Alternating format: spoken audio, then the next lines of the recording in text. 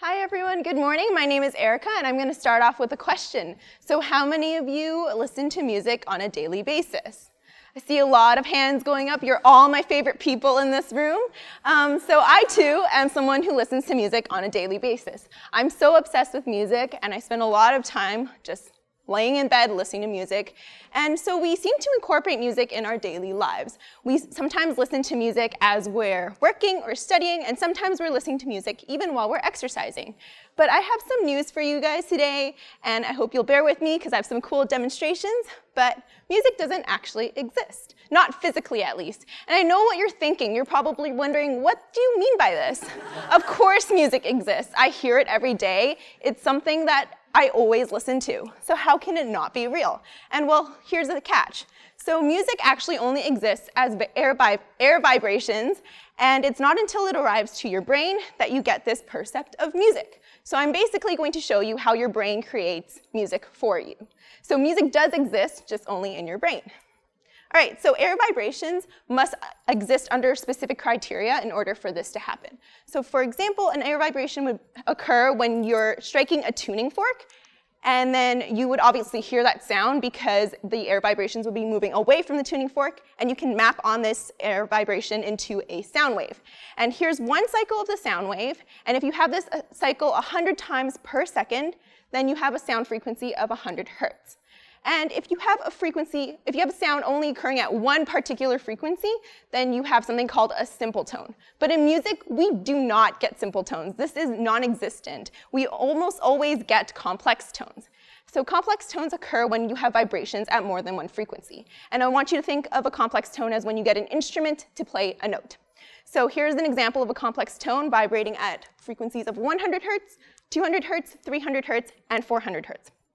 100 hertz is something called the fundamental frequency.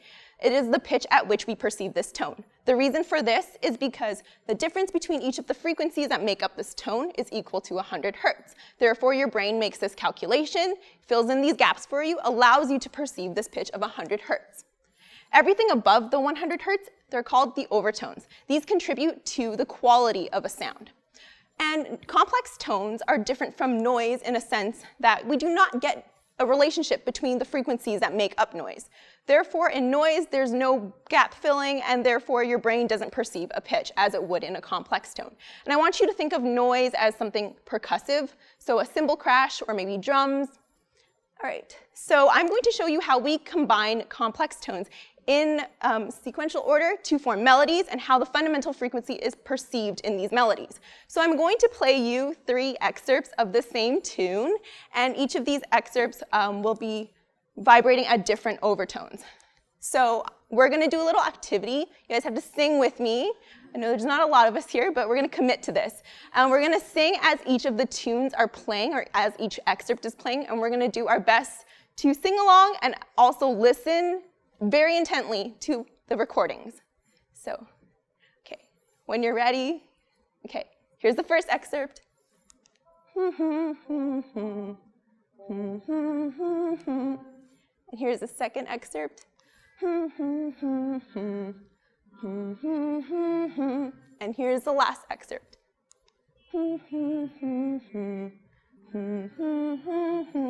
All right, so it's not that loud, but you probably noticed that you sang the same thing 3 times, which is true. You also noticed that there might have been some differences between each of the excerpts in their sound, which is also true. So let's address these questions one by one. So why are we singing the same thing? More importantly, what are we singing? Well, we're actually singing the fundamental frequency, but it's not physically there. These are not vibrating at all, but we are singing them because we are perceiving them.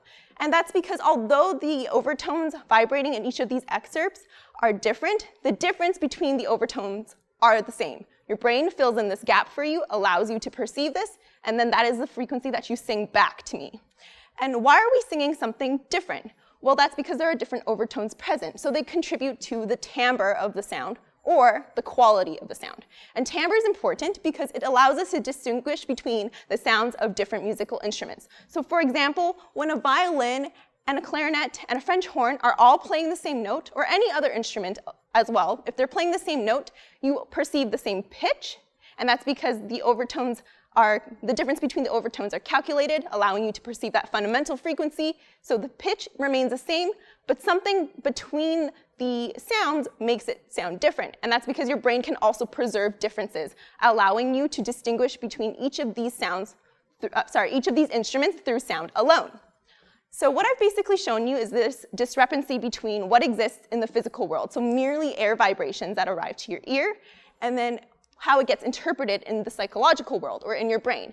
Basically how your brain created this percept of music for you. And now you're probably thinking, wow, I've been fooled my entire life into thinking that music is a thing that is physically existent and physically real. And yes, you technically have been fooled. But what I'm here to tell you today is you should enjoy that and stop being confused, because music has given you, your brain has given you something beautiful in return.